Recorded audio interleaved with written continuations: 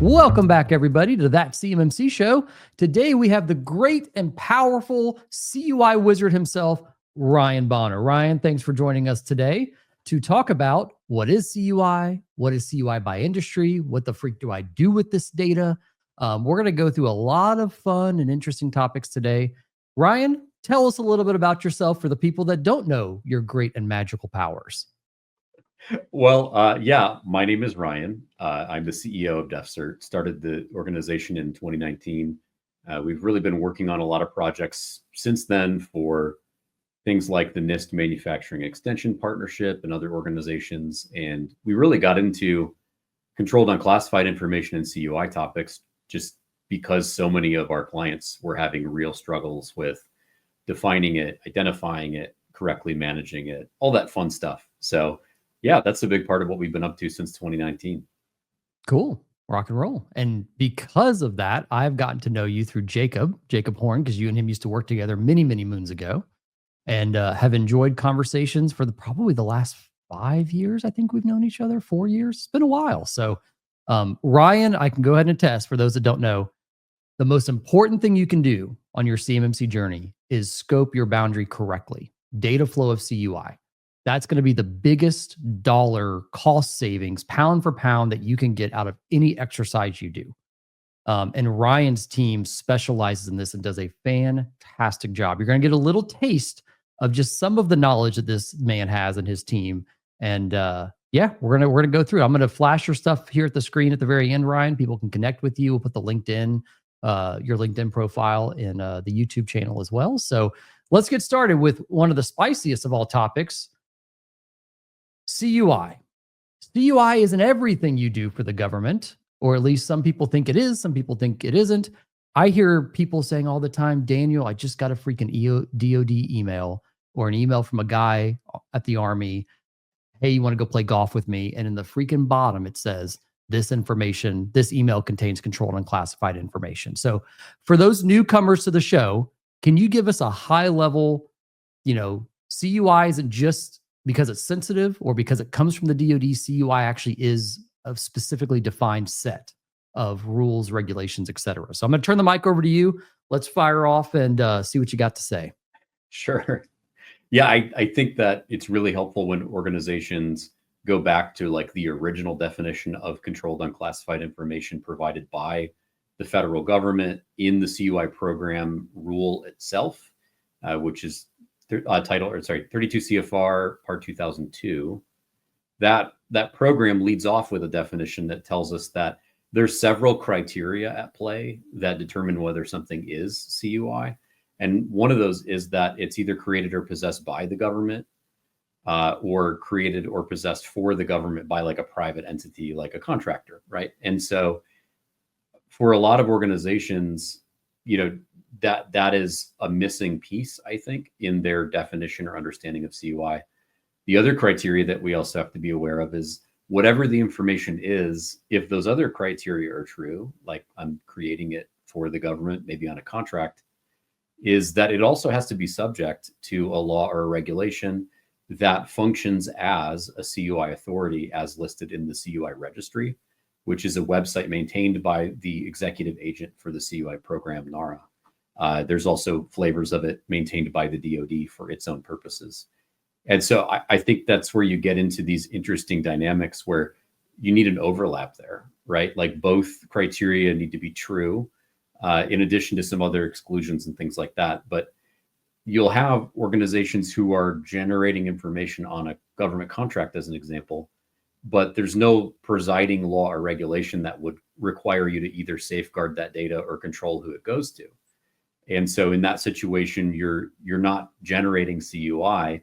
It's got to be something else, right? It could be federal contract information, FCI. It could just be uncontrolled, unclassified information, UUI, that just isn't cleared for public release. So I don't know, maybe that government employee emailing you about golf tee times, is sending you uncontrolled, unclassified information. Maybe it hasn't even been cleared for public release. They're not going to post their tee times. I mean, maybe not going to post that Joe wants to go play golf with me on a Friday afternoon, right? So everyone's dying to get back out of the office now that they're sitting back inside the arsenal here. So Yeah, but I think it's good to know that there are these other categories of information that aren't CUI, right? You know, you've got obviously classified information, which is not CUI. Thanks for that. Uh, and you've got controlled unclassified information subject to laws and regulations. But most people don't even know there's other available categories like uncontrolled unclassified information and a number of things that generate on contracts or receive from the government could fall into those categories as well. So here's a question for you then, because so not everything I do on behalf of a contract is going to be CUI. CUI has to point to something in the National Archives and has a safeguarding dissemination, basically reason on why it is CUI that I need to investigate, and that's what your team does a fantastic job of. But like the DoD seems to be aggressively overmarking things, like the golf email, right? Let's say. Yeah. Do I have anything to push back on? Like in the sense of that email comes into my Microsoft commercial tenant, which can't hold CUI, right? Is that okay? Is it actually CUI just because it's marked CUI? Do I need to push back? Do I need to remove that and put it into like the GovCloud enclave that I have? Like if I've deemed that there is no law, regulation, or government-wide policy, and there's nothing in the CUI registry that says that this is CUI, but somebody has marked it CUI, do I have to still treat it as CUI, or can I just treat it as an everyday email? Yeah, that's a great question. I think that we are headed towards an inflection point in the rollout of CUI programs within agencies where we are going to need to respond to incorrectly marked documents or emails or communications or files that, either appear to be mismarked. It doesn't look like there's any CUI here or something of that nature, and get some sort of clarification from the agency personnel who are sending it to you. And I'm really interested in what clarification could look like as part of a streamlined process. So I'll give you an example. If I get an email and the CUI marking is just in the signature block of that individual's email, it's probably true that at least some of the email they send doesn't deserve to be CUI, right? And with this new federal acquisition rule introducing a FAR CUI clause that requires us to notify a contracting officer, excuse me, when there's potentially mismarked CUI, I'm either going to be forced to be the squeakiest wheel ever to squeak in these situations, or I need to gain pre-agreement with a requiring activity or a core or an agency as to like what to do in these situations so that I can just sort of move forward peacefully with my solicitation phase or whatever it's going to be. So ideally, I think we could just gain consensus with these entities on the agency side that like, hey, if I get an email from you that doesn't appear to involve any source selection information or general procurement data or our bid and pricing information that you're required to protect on the agency side, and I don't see any positively marked file attachments that deserve to be CUI, I'm just going to go ahead and assume that this is a blanket marking that you're going to be applying during the solicitation phase, and I don't need to treat those emails as CUI. Are we good? And sort of get that clarification once from the contracts officer and then move forward.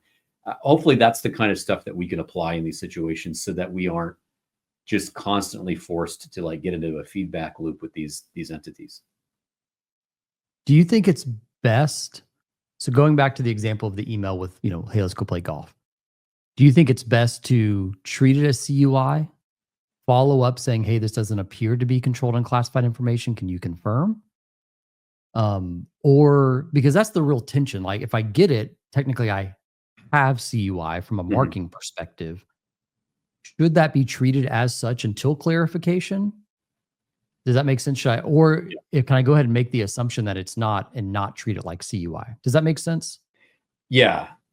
If I don't gain agreement with the party sending it to me in advance, then the current structure of the proposed FAR CUI rule states that I do need to safeguard it until I get clarification, right? So from that perspective, it's in my best interest to get Safeguard that the all bulk locked email in info. beforehand. Yeah. So Yep.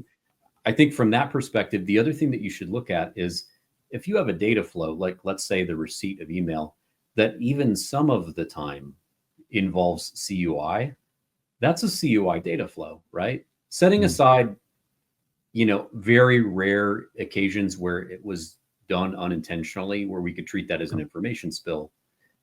You know, even if 1 out of 100 emails contains real CUI, it's Right. it's an email. That email data flow is a CUI data flow, and I Yep. need to harden it using this 800.171 and make sure I'm using the correct clouds in order to stay in line with DFARS. So I think organizations do need to understand that kind of like once something does involve CUI, even on a semi-consistent basis, and it's not an accidental spill, that needs to be part of my scope. I think that's what people struggle with, right? We see a lot of people running towards enclaves, right? From a time to deployment, right? CMMC is getting closer and closer to being in solicitations, and they're like, I just want an enclave, right? I want something that I can just buy some licenses for, have it stood up, be ready to go, so I don't lose contracts.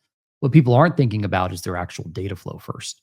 They're going to try and retroactively cram their data flow into a certified enclave boundary, and a lot of times we've seen time and time again that data flow doesn't exactly fit, right? And so to your point, Ryan, like figuring out, you might have 100 emails. If 3 of those in that chain are CUI, likely that whole chain and conversation, right, is sitting place in a non-compliant environment. You got to shift that whole chain likely into the enclave, right? Just because of the string of CUI kind of throughout it. So one of the interesting things that you taught me a long time ago, and we'll pivot here to the next topic, is not all CUI in the National Registry is applicable to contractors. A lot of CUI designations are meant for federal agencies. My favorite one to go over with people is if you look at the word budget in the CUI registry, you get really spooked. I had a company come to me one time and their contracting team's like sitting at the table. They're like, Daniel, we just looked at the National Registry. Budget is in there. Does that mean that our whole finance system has to be in scope for the CMMC thing?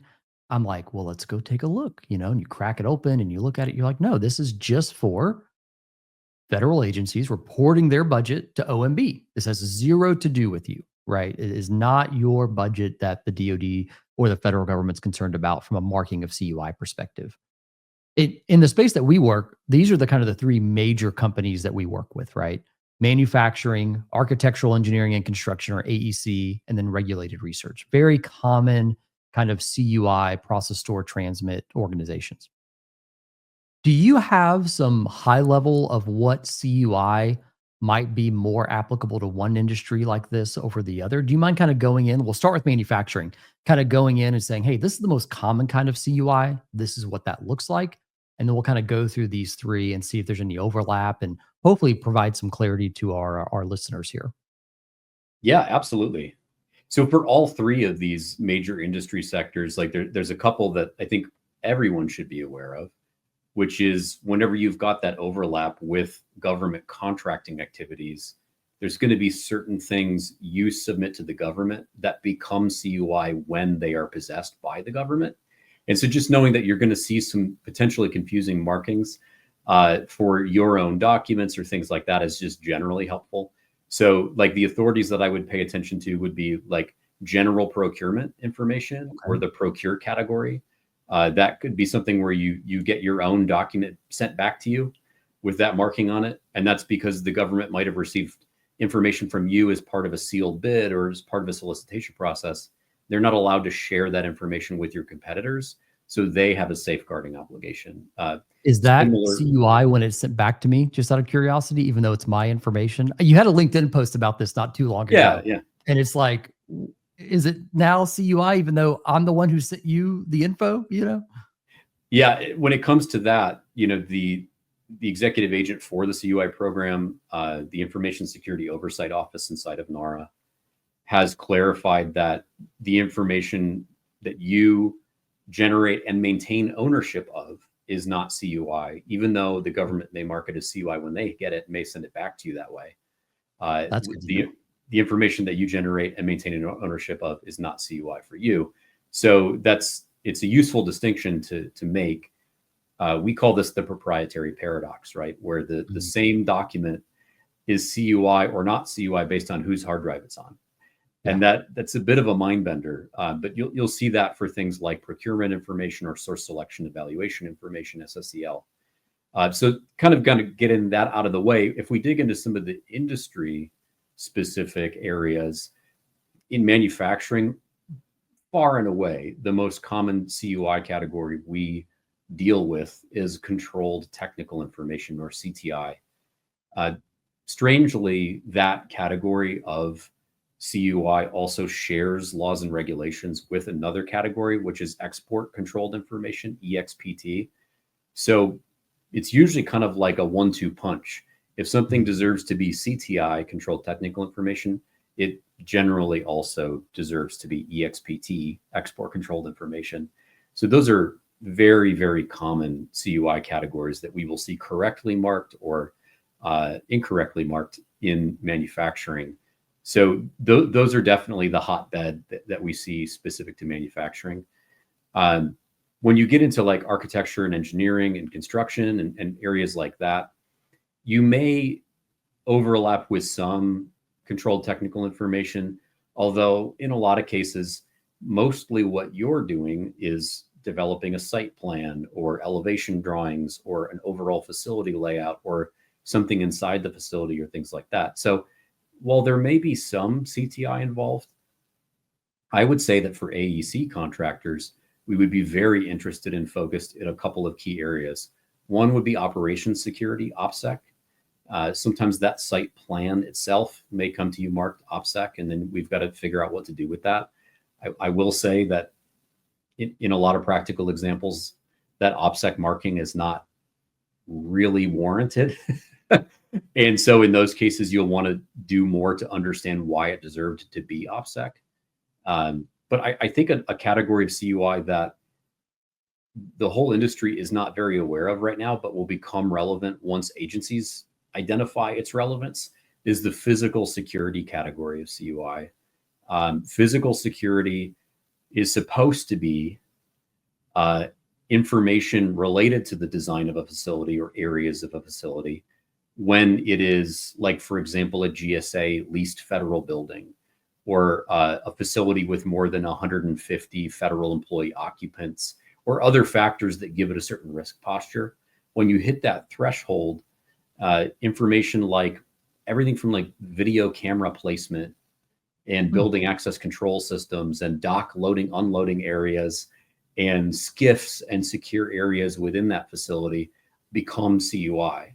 And so the architectural designs and the as-built drawings and all of these other things related to those specific elements of a building or areas of a building would definitely qualify as CUI under those conditions for contractors.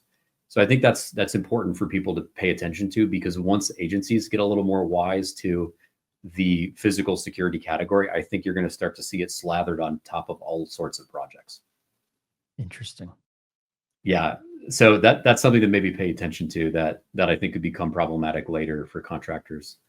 And then in research is kind of interesting, right? Because you could be researching a number of different things, but I'm sure that, Daniel, this is true for you. We see a lot of this in academia, right?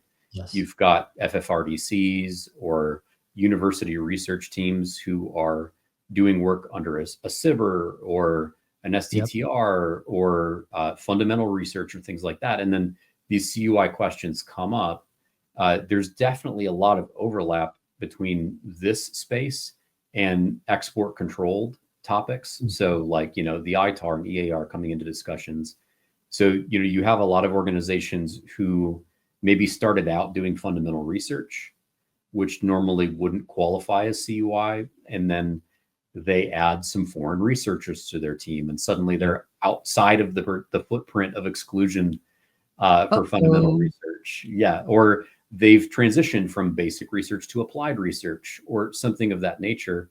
And so you have to be super aware of when the scope of the overall research expands to include certain things that might be withheld from public release because they're no longer fundamental research. And in those situations, I think you'd be super keyed in on the export controlled research category of CUI, EXPTR, for obvious reasons, right? Sure. Doing So that yeah, research. yeah, I think those are some hot button areas that people in those industry sectors should become familiar with like, early on, just to make sure that you've got sort of that hub that then you can learn about other categories if they become necessary. I love it. It's always interesting that people can take the National Registry, or even, I mean, you've more recently pointed me to the DoD CUI registry, right? Which is it's a mirror of NARA, except with more context, which is really nice because if you just look at National Archives, it's kind of not bland, but just kind of basic is probably the best way. Because I know a lot of those export control kind of categories that support CTI. I don't know, are they listed in? I don't think they're listed in NARA, right? The DoD just added some more context to them. Anyways, very fascinating. Definitely recommend the DoD CUI registry over NARA. But yeah, it's nice to know that industries do have some particular types of CUI. And CUI isn't a nomenclature that just means sensitive, like we talked about before, right? It's not the equivalent of FOUO. It's specific categorization, and a lot of it will come back into alignment with the type of work that you're doing. We're seeing this in random places. We talked to somebody at the CS2 conference we hosted here recently that they were getting NIST 800-171 requirements for the Department of Transportation because of sensitive information that they had.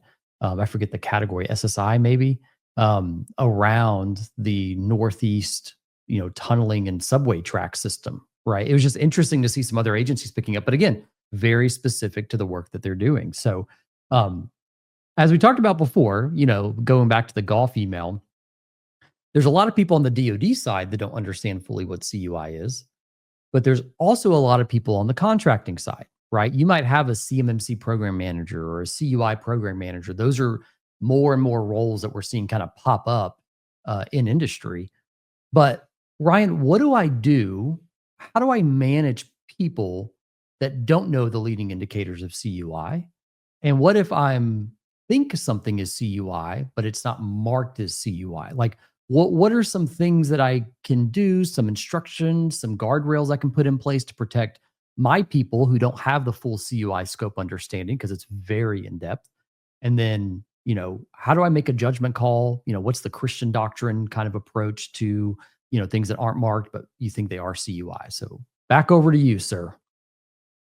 Yeah, I think that when you're working with a group or a team or a customer who doesn't have a good working knowledge of what CUI is, you really have to figure out, for the categories of CUI you think you may be handling, are there any sort of shortcuts or cheat codes that would allow someone to very quickly understand, is this something I should be concerned about? Is this something I should safeguard until proven otherwise, or whatever those things might be? So a really common outcome that we will see for organizations is the decision to safeguard both controlled unclassified information and export controlled technical information in the same systems using the same controls, right? So that's a good way to just make sure that you've created a little bit of an insulating barrier between mistakes that could be made or things like that. There's a good chance that those two types of data are showing up using the same methods, the same data flows, involved in the same systems, things like that. So you're probably not stretching your scope too much to make that decision. But even when it comes down to just gaining agreement on what is or is not CUI, you're going to have to do a lot of educating up when it comes to like customers in particular. So if we get something that is marked CUI just as a page marking, for example, just in the banner with no category assigned, I probably need to ask, what category is this? Because without knowing the category, I can't research the laws or regulations that govern the correct handling of that data, right? What if it's a specified category with extra rules? What if there's penalties, fines, sanctions, jail time associated with the misuse of this data? I need to know. And so just asking, hey, what category of CUI is this, will probably either get you a good or bad answer, which then you can manage the answer, right? Sure. It's still better than nothing. Or it'll spark a conversation where maybe you can shape what we think that category is with that customer. And then for individual stakeholders, like within your own company, we always look for things that would tie into existing knowledge or best practices that are already there. So yeah, your team might not have a full working knowledge of what qualifies as CUI, but if I'm in manufacturing, do my engineers know how to make a decision on whether something is technical data or not, or trade compliance reasons? Something that would be presented at a conference or a trade show, or something that they would put into an abstract on a website, things like that. Those are probably things that at least put some fence lines or boundaries around the possible CUI versus the almost certainly not CUI. And so at least we can have the conversation inside of a smaller data set. So those are some things that I would look to do to shape the conversation for people who don't have that working knowledge. I love it because people are so far removed, it seems like. When you look at the kind of downstream impact, right? It's like Joe, the engineer, he's just doing his job, right? He's just chugging along. He probably works on commercial products. He probably works on defense products. He probably works on everything that kind of comes through the pipe, right? Especially in the manufacturing space. If there's a job, we're going to do the work on the job. And so having that kind of insight and being able to help that person make those judgment calls where, hey, even if they're just aware that, hey, this is a defense contract, right? And it's just some leading indicators on the information, like, hey, can we show this at a trade show? That's a good delineation. It's like, no, we can't. It's like, okay, well, that's probably going to be CUI, right? Or controlled technical information, or, fill in the blank, right? So I think that's really useful. And when we talk about going downstream, further downstream, we talk about the supply chain. You and I we've cried, we've wept, we've laughed, we've had very, ranging emotions about the compliance downstream of supply chain. And one of the biggest conversations I get today, I had this conversation actually Friday, so a few days ago of the recording of the show, that wait, so I get that I have to be compliant, but you're saying that if I have to possess a certification, anyone that I'm sending this information to downstream also has to have a certification if they're dealing with CUI? And the answer always is yes. Well, the next question is, okay, well, if that's the case, I'm going to build an enclave. I'm going to let Joe's machine shop remote into my enclave, and that's good enough, right? They don't have to be certified, right? And you and I've kind of gone back and forth on this. I know I berated you with questions over the past few months and few years. It's like, what is kind of the demarc point? Just because you have an enclave, that doesn't mean that organization is certified to process, store, transmit CUI. It means that you're a managed service provider at that point, right? As a prime, but you cannot hold or fully make your supply chain compliant as a prime, right? It's very hard to do those things. So couple things. One, what's the easiest way to make my supply chain compliant? And two, can you elaborate a little bit more on why me as a prime can't offer all of the services to my supply chain to make them compliant? Why they can't just inherit my certification? Yeah, so the simplest way to reduce the burden for my supply chain is to just not give them any CUI. Like that. Love it. That is the play. And so when we are working with organizations and they're like, I don't get what's the big deal? Why do I actually need to understand what qualifies as CUI or not? The biggest beneficiary of your knowledge and understanding is your procurement teams doing purchasing with downstream suppliers who are nowhere near to being certified. It's weird when the biggest benefit you could realize from CUI awareness is outside of your four walls, but that is absolutely the dynamic that we're dealing with here. Not having any suppliers who can provide something to you that you need in order to perform on the larger contract you've received is an existential risk. Mm-hmm. You have to do something about that. And so If organizations can subdivide or sort their suppliers into those who didn't actually need any CUI to do their job, but maybe it was just being shared with them in a lazy way, or maybe they weren't even getting any at all, but we didn't have enough awareness to be able to make that distinction. That's going to at least carve out some of your supply chain where you can think of them differently, manage them differently, because they won't be receiving any CUI. On the other side, though, you do have, in most cases, at least some suppliers who are going to need access to CUI in order to do what they do for you. And so in those cases, the reason you can't just extend access to an enclave and be done is that those organizations are still performing on a subcontract that, and I'll use the language here from DFARS, involves CUI. Involving CUI can include things like accessing it and viewing it, and being in a situation where someone could shoulder surf your screen, or all these other situations. And so even if someone built an IT system to extend access to you, and then you access it as a subcontractor, you are still accessing that, acting as an authorized holder. You have, physical security requirements. You have an obligation to create a controlled environment, and you need to do personnel screening and awareness and training and all these other things. So even if you wipe the board of all the IT obligations, you're probably not going to eliminate all of the NIST 800-171 requirements that would apply to someone when the subcontract performance involves CUI.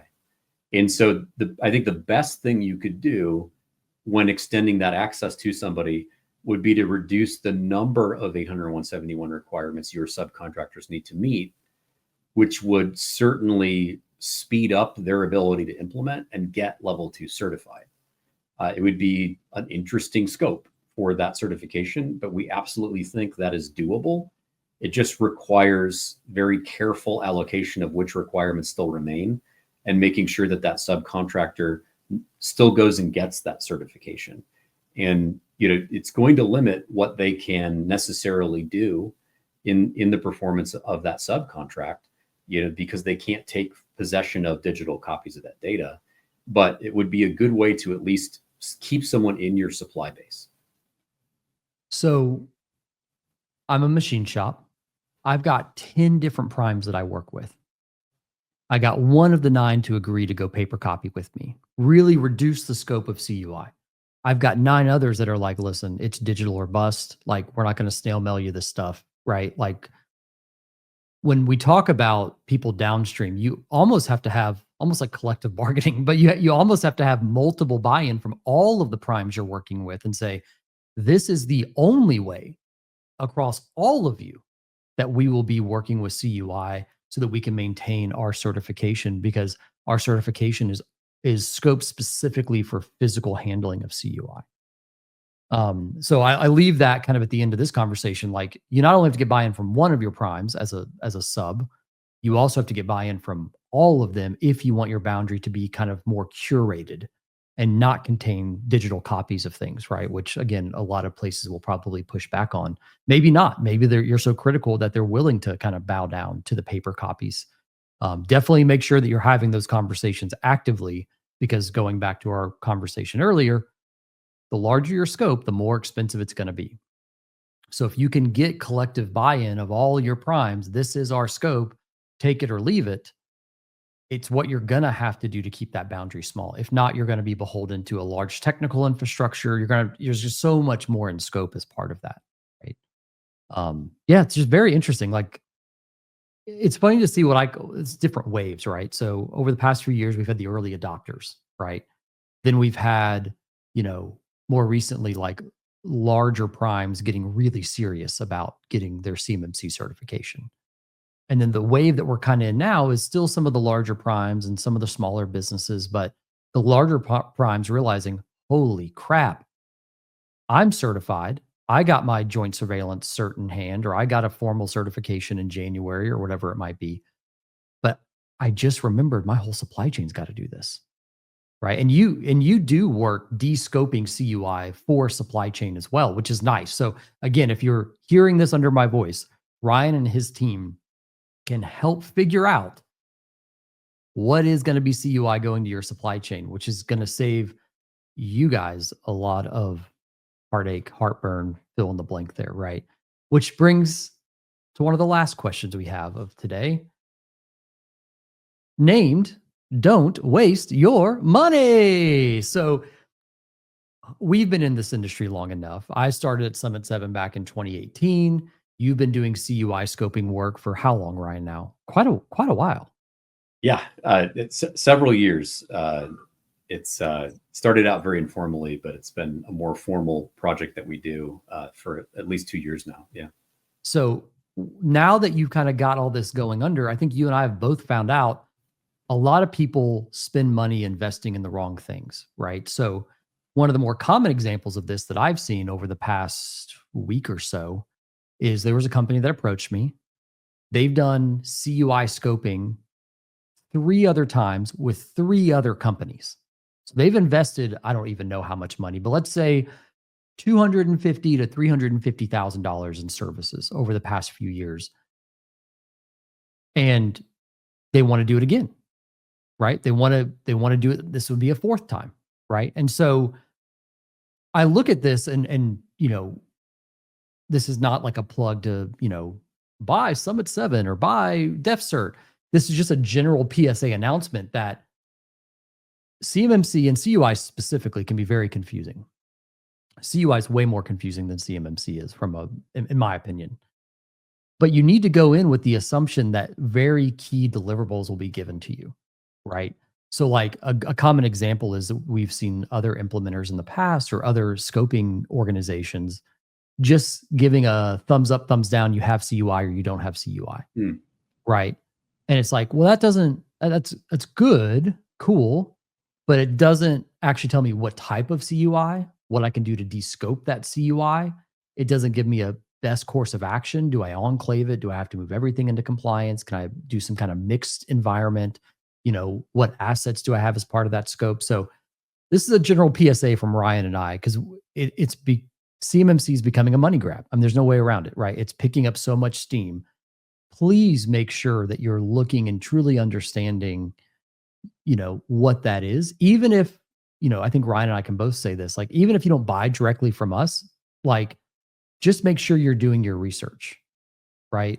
And again, this is not a plug to buy our services. We're just seeing people spending way too much money going down the wrong path or picking vendors or partners that aren't giving them all the right information, that it's leaving them in a lurch. Like, I had somebody come back to me after 3 years of working with somebody else because they're shutting down their CMMC program at this other company they're working with. And they're just like, what do I do? I've got all this sunk cost and sunk time into this. Now what? Right? I was ready to go through a certification. Then they said they're not going to support me anymore. Just crazy stuff happening. So anyways, Ryan, I know I got all my soapbox. I'll step off my soapbox for just a second. What do you have to say about that? What have you seen in the industry from a bait and switch almost, from a wasting of money or investing in the wrong things? Yeah. I feel like you could almost use some of the government language and describe it as like waste, fraud, and abuse. Yeah. On the waste side, we see people, obviously spending their money on, let's say, applying NIST 800 and 171 to more systems than they needed to, right? Yeah. Because they didn't have a good understanding of scope, right? Yep. And so they didn't realize that their ERP system isn't actually handling CUI. It's just basic order entry information. Or they didn't truly understand that they did have CUI in this other disparate system and they weren't applying anything there. So now that's leading to a lot of rework. So we are seeing a lot of waste and wasted spending and dollars, moving into and out of the wrong cloud, or just slathering 800 171 on everything when it didn't have to be that way. So there's a ton of waste there. On the fraud side, yeah, we're seeing organizations who are spending 6-figure amounts to have someone come in from, let's just say very large consulting firms or something like Sure. that.